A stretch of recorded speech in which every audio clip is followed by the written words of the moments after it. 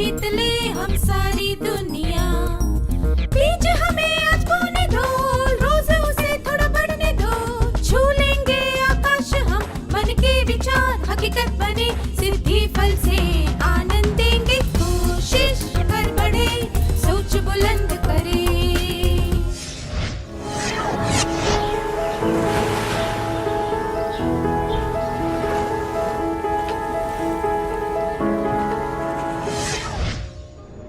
नमस्ते छात्रों, आप सब कैसे हैं? पिछले सत्र में हमने सीखा था कि बदलती हुई परिस्थितियों में खुद को उसके अनुसार बदलने की योग्यता को अनुकूलन कहा जाता है। अनुकूलन में ये बातें शामिल हैं। पहला, लचीलापन।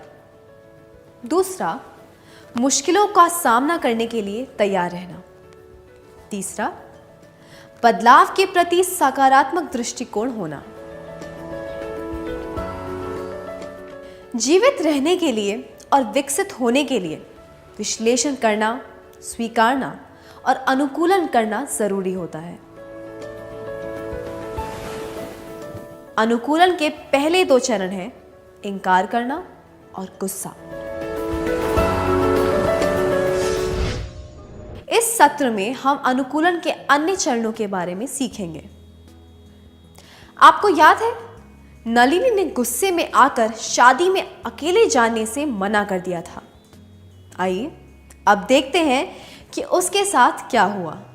वह सोच रही थी कि जहां वह मुश्किल से किसी को जानती है, ऐसी जगह पर वह क्या करेगी। अपनी मां के दबाव में आकर नलिनी को शादी में जाना पड़ा। परेशान और उदास होकर वह उस शादी में गई। अनुकूलन के चरण। पहला, इनकार या मना करना। दूसरा, गुस्सा। तीसरा, उदासीनता। अब एक क्रियाकलाप करेंगे। क्या आप में से कोई भी एक विद्यार्थी आगे आकर नलिनी की उदासीनता का अभिनय करके दिखा सकता है?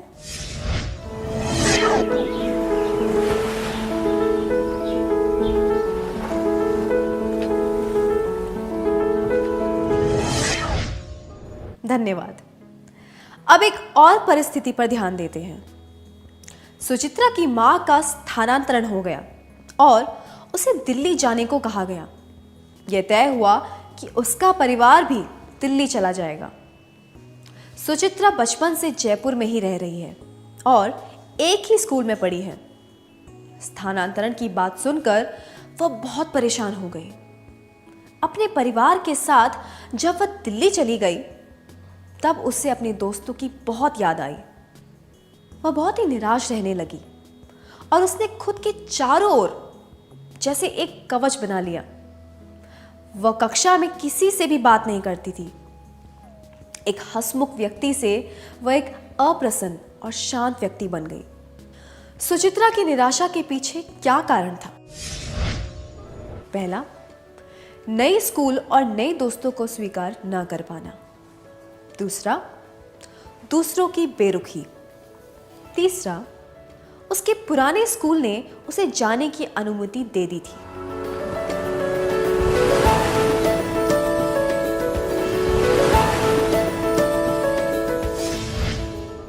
सुचित्रा को यह भली भांति पता होना चाहिए कि उसने दूसरों को अपनाने से मना कर दिया था। दूसरे शहर जाने वाले किसी भी छात्र को स्कूल से अनुमति तो मिल ही जाती है। उसकी निराशा के पीछे वास्तविक कारण यह था कि वह नए स्कूल और दोस्तों को स्वीकार नहीं कर रही थी। सुचित्रा के उदाहरण से हमें पता चलता है कि किस तरह लोग अनुकूलन और बदलाव से कतराते हैं। सुचित्रा की प्रतिक्रिया अनुकूलन का अगला चरण है। गुस्से के बाद एक चरण आता है जब लोगों को पता चलता है कि उनके पास कोई विकल्प नहीं बचा है, पर दुर्भाग्यवश वे बदलाव के लिए तैयार नहीं होते हैं। इसलिए उन्हें निराशा मिलती है। वे जानते हैं कि जो हो चुका है उसे बदला नहीं जा सकता, इसलिए वे निराश हो जाते हैं और आत्मदया में डूब जाते हैं। क्या अब हम एक और क्रियाकलाप करें? क्या आप में से किसी को कभी अपने छोटे भाई या बहन के जन्म की वजह से निराशा हुई है, क्योंकि आपको लग रहा था कि आपके माता पिता उस छोटे बच्चे पर ज्यादा ध्यान देंगे, आप पर नहीं? या फिर किसी और परिस्थिति में आपको निराशा हुई है क्योंकि आप बदलाव को स्वीकार नहीं कर पाए? क्या आप अपनी भावनाओं के बारे में अपने करीबी दोस्त को बताना चाहेंगे?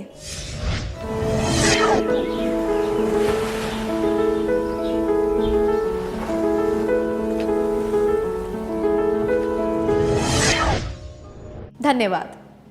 आइए फिर से नलिनी की परिस्थिति पर ध्यान देते हैं। जब नलिनी अकेली बैठी थी तब एक लड़की उसके पास आकर बैठी और उसे बातें करने लगी। शुरुआत में नलिनी हिचकिचा रही थी, पर बाद में वह उससे अच्छी तरह बात करने लगी और दोनों साथ में वर वधू से मिलने गए। वे कुछ रिश्तेदारों से भी मिले, उनके साथ खाना खाया और उन्होंने वर वधू के माता पिता को आभार प्रकट किया। नलिनी को पता चला कि उसे समारोह में मजा आने लगा। यह अनुकूलन का अगला चरण है। अनुकूलन के चरण: पहला, इनकार या मना करना। दूसरा, गुस्सा। तीसरा, उदासीनता। चौथा, स्वीकारना। क्या आप दोनों इस परिस्थिति का अभिनय करके दिखा सकते हैं जिसमें नलिनी पहले निराश है और बाद में एक लड़की के साथ खुशी से बातें कर रही है?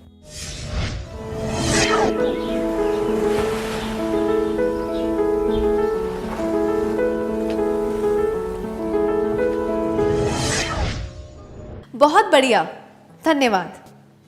अब एक और परिस्थिति पर ध्यान देते हैं।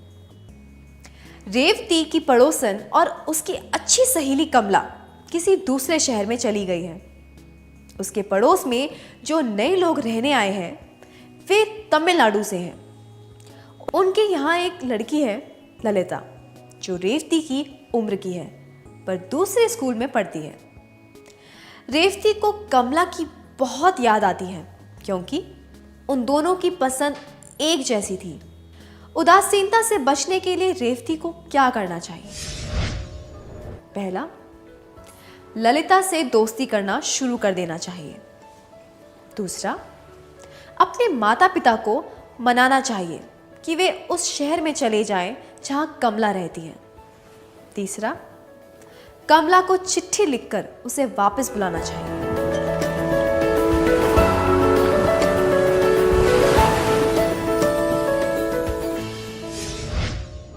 रेवती के माता पिता को तुरंत कमला के शहर में नौकरी मिल जाए ये जरूरी नहीं है।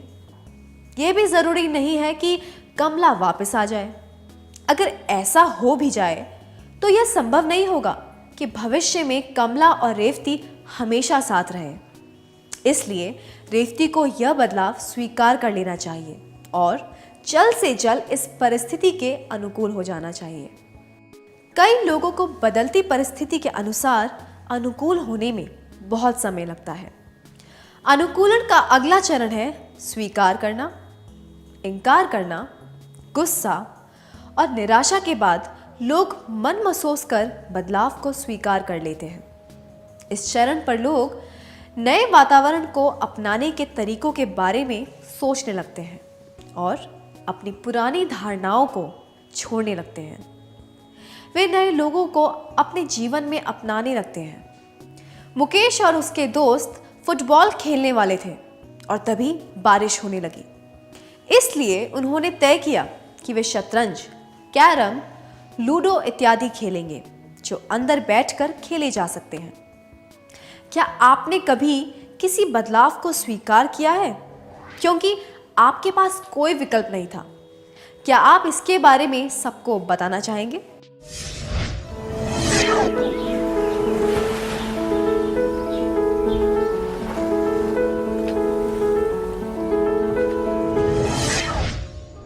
धन्यवाद। आइए फिर से नलिनी से मिलते हैं। बातचीत के दौरान नलिनी को पता चला कि उसकी नई सहेली को भी उन्हीं चीजों में रुचि है जो कि उसे पसंद है। नलिनी हमेशा आर्किटेक्ट बनना चाहती थी। उसे पता चला कि उसकी नई सहेली आर्किटेक्ट के अंतिम वर्ष की पढ़ाई कर रही है। उस लड़की ने नलिनी को बहुत उपयोगी जानकारी दी। नलिनी ने उस लड़की का पता और फोन नंबर लिया और उसे कहा कि किसी मार्गदर्शन की आवश्यकता पड़ने पर वह उससे संपर्क करेगी। नलिनी उस शादी में निराश होकर जबरदस्ती गई थी, पर जब वह वापस आई तब एक अनजाने व्यक्ति के साथ उसकी लाभकारी बातचीत हो चुकी थी। इस प्रक्रिया में उसका आत्मविश्वास बहुत बढ़ गया। यह अनुकूलन का अगला चरण है। अनुकूलन के चरण: पहला, इनकार या मना करना। दूसरा, गुस्सा। तीसरा, उदासीनता। चौथा, स्वीकारना। पांचवा, ज्ञान और विकास।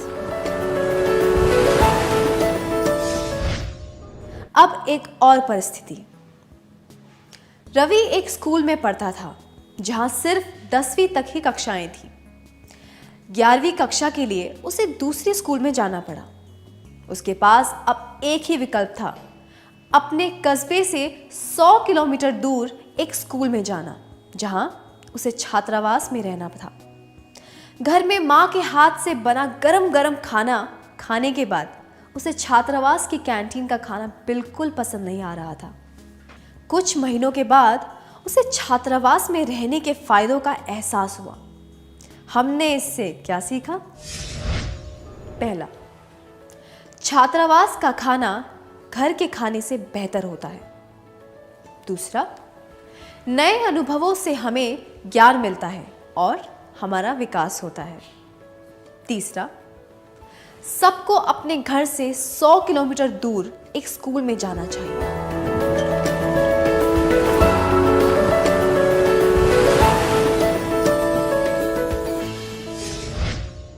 यह अनुकूलन का आखिरी चरण है। इस चरण में ज्ञान मिलता है और विकास होता है। इनकार करने के बाद एक व्यक्ति बदलाव को पूरी तरह स्वीकार कर लेता है। आपने कोई नई भाषा कैसे सीखी? क्या आपने वह भाषा एक ही दिन में सीख ली? बिल्कुल नहीं। पहले आपको प्रत्येक शब्द बहुत अजीब लगा होगा। शब्दों का उच्चारण करने में परेशानी हुई होगी, पर आवश्यकता की वजह से वह भाषा सीखने में आपको बहुत ज्यादा परेशानी नहीं हुई और आपने चुनौतियों को स्वीकार करना शुरू कर दिया। इस वजह से आपके ज्ञान और कुशलता में वृद्धि हुई। एक नई भाषा आपके लिए नई दुनिया खोल देती है। इसी तरह कोई नया खेल या हुनर सीखने से आप एक नई दुनिया कदम रखते हैं। क्या आप उस अनुभव के बारे में सोचकर बता सकते हैं जब बदलाव को स्वीकार करने में आपको ज्ञान मिला और विकास हुआ? क्या आप इस बारे में सबको बता सकते हैं?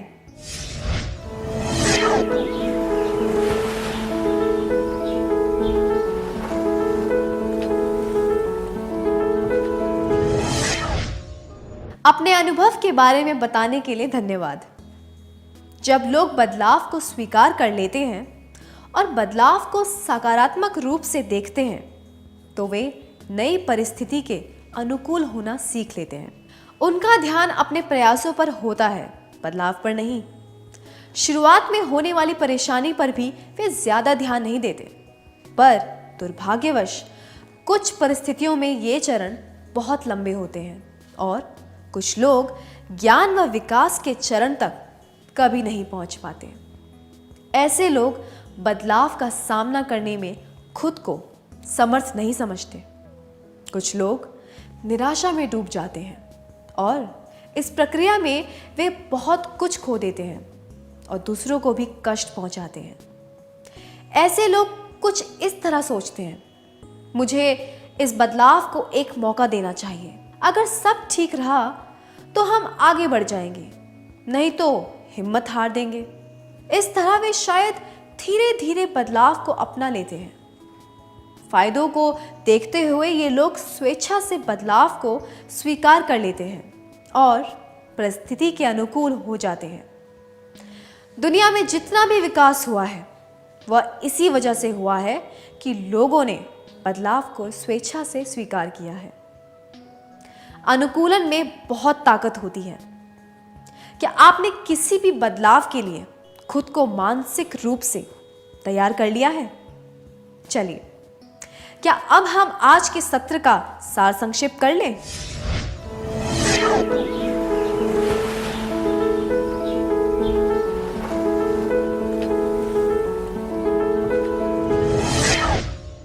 बदलती हुई परिस्थितियों में खुद को उसके अनुसार बदलने की योग्यता को अनुकूलन कहा जाता है। अनुकूलन में ये बातें शामिल हैं। पहला, लचीलापन। दूसरा, मुश्किलों का सामना करने के लिए तैयार रहना। तीसरा, बदलाव के प्रति सकारात्मक दृष्टिकोण होना। जीवित रहने के लिए और विकसित होने के लिए विश्लेषण करना, स्वीकारना और अनुकूलन करना जरूरी होता है। अनुकूलन के चरण है इनकार करना, गुस्सा, निराशा या उदासी करना, ज्ञान और विकास। इतनी अच्छी तरह सार संक्षेप करने के लिए धन्यवाद। क्या आप थोड़ा गृह कार्य लिख लें ताकि ये बातें हमें अच्छी तरह समझ आ जाए।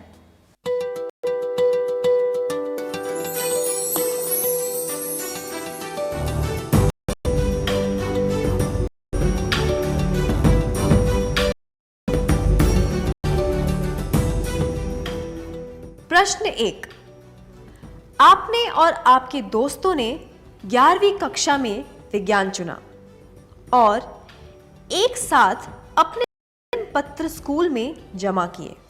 आपके दोस्तों को विज्ञान में दाखिला मिल गया, पर आपको वाणिज्य, आप क्या करेंगे? जवाब। पहला, अगर मुझे विज्ञान नहीं मिला तो मैं पढ़ाई करना छोड़ दूंगा। दूसरा, मेरी इच्छा न होने के बावजूद मैं या पढ़ूंगी। तीसरा, मैं इसे एक चुनौती के तौर पर स्वीकार करूंगा या करूंगी और पूरे उत्साह के साथ पढ़ूंगा या पढ़ूंगी। प्रश्न, कल्पना की हिंदी बहुत अच्छी है और वह एक अच्छी वक्ता है। एक बार उसे अंग्रेजी में भाषण देने को कहा गया और उसने बहुत बुरा भाषण दिया।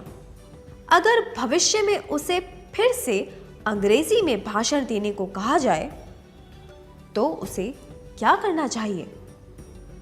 जवाब।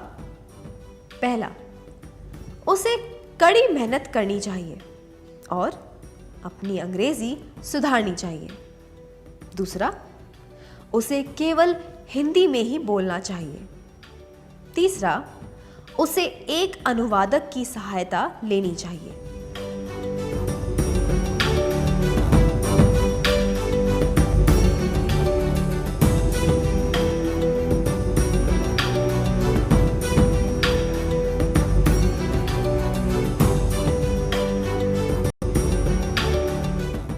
अगले सत्र में आने से पहले कृपया यह कार्य पूरा करके लाएं। तब तक के लिए अलविदा।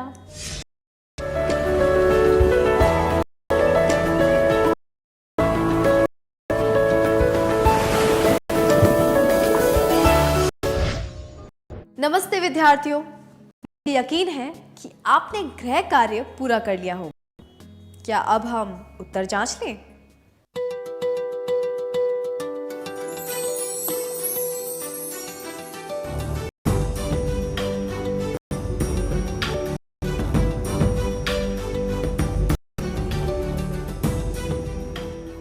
प्रश्न 1, आपने और आपके दोस्तों ने 11वीं कक्षा में विज्ञान चुना और एक साथ अपने निवेदन पत्र स्कूल में दिए। आपकी दोस्तों को विज्ञान में दाखिला मिल गया, पर आपको वाणिज्य में मिला। आप क्या करेंगे? पहले प्रश्न के लिए ये जवाब: अगर मुझे विज्ञान नहीं मिला तो मैं पढ़ाई करना छोड़ दूंगी या दूंगा, और मेरी इच्छा बिल्कुल भी नहीं है, फिर भी मैं वाणिज्य पढ़ूंगा या पढ़ूंगी। अनुचित है। ये दर्शाते हैं कि आप परिवर्तन को स्वीकार नहीं करना चाहते।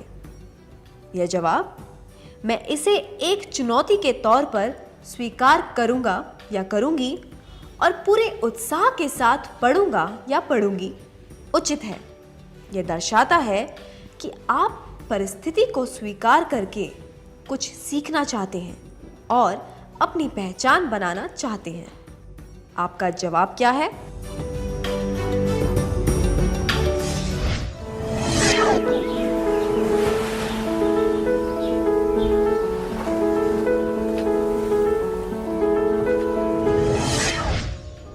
प्रश्न 2।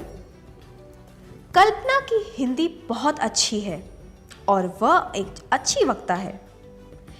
एक बार उसे अंग्रेजी में भाषण देने को कहा गया और उसने बहुत बुरा भाषण दिया।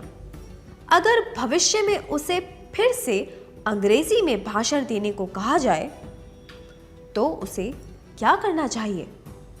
दूसरे प्रश्न के लिए यह जवाब: उसे केवल हिंदी में ही बोलना चाहिए। अनुचित है। अगर श्रोताओं में ऐसे व्यक्ति हैं जो हिंदी नहीं समझते तो उसका भाषण व्यर्थ जाएगा। यह जवाब: उसे एक अनुवादक की सहायता लेनी चाहिए। केवल आंशिक रूप से उचित है, क्योंकि वास्तविक रूप से यह उपाय हर बार संभव नहीं है। कल्पना को बिल्कुल भी अंग्रेजी न आती हो, यह बात तो है नहीं। उसे तो बस अंग्रेजी में थोड़ी परेशानी होती है। इसीलिए यह जवाब: उसे कड़ी मेहनत करनी चाहिए और अपनी अंग्रेजी सुधारनी चाहिए, सबसे उचित है। इससे उसका ज्ञान भी बढ़ेगा और विकास भी होगा। आपका जवाब क्या है?